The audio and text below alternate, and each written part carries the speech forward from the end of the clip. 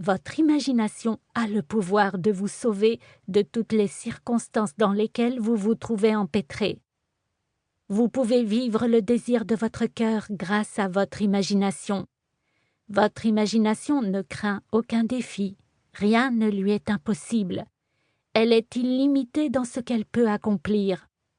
Il vous suffit d'imaginer une chose pour l'obtenir. Laissez-moi vous donner un exemple. Si vous étiez dans l'incapacité de marcher, que vous soyez condamné à vous déplacer en fauteuil roulant, vous pourriez fermer les yeux et vous imaginer en train de courir sur une plage ou de patauger dans la mer.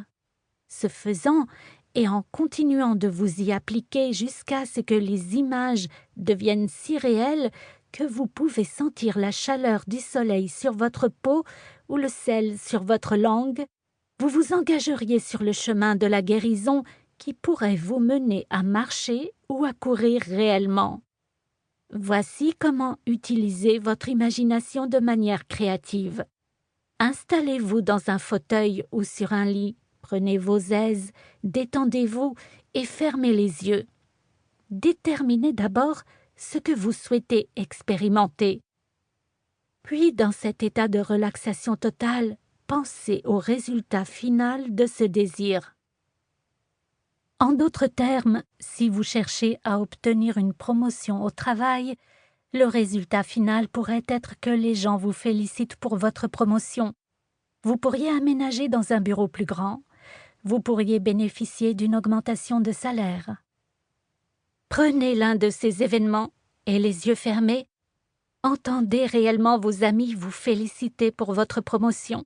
Sentez leurs mains serrer la vôtre lorsqu'ils vous disent combien ils sont ravis pour vous. En ressentant réellement que vous êtes félicité, votre imagination se mettra en œuvre pour provoquer, créer cette situation dans votre monde extérieur. Vous n'avez pas à vous préoccuper de la manière dont elle s'y appliquera. Votre imagination utilisera tous les moyens naturels nécessaires pour y parvenir. Je suis le commencement et la fin. Mes voies sont impénétrables. Ce que vous faites en imagination est un acte créatif instantané. Cependant, dans le monde tridimensionnel, les événements apparaissent en respectant une certaine séquence temporelle. Par conséquent, il se peut qu'un court intervalle de temps soit nécessaire pour concrétiser dans le monde extérieur ce que vous venez de vivre en imagination.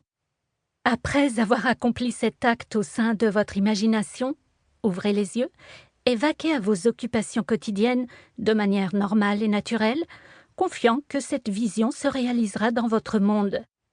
Faites en sorte que vos conversations intérieures se conforment à votre acte imaginaire. Vous avez planté une graine et vous récolterez bientôt ce que vous avez semé.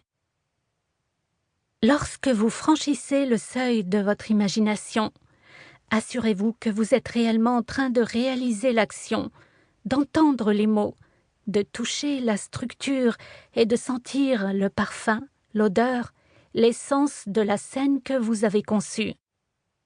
Ce que vous faites dans votre imagination n'est pas simplement un rêve éveillé dans lequel vous jouez un rôle de spectateur des événements qui se déroulent dans votre esprit.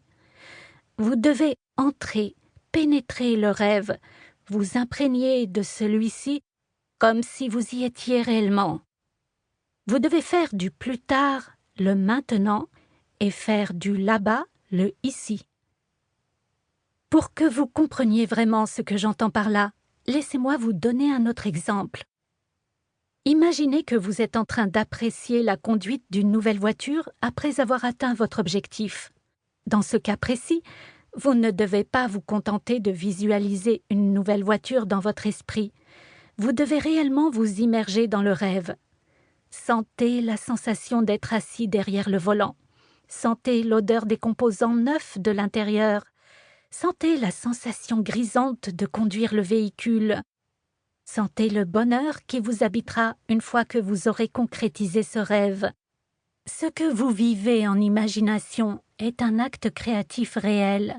C'est un fait dans la 4e dimension de l'espace, et aussi sûrement que chaque graine donne naissance à une plante spécifique, il finira par se concrétiser au sein de ce monde tridimensionnel.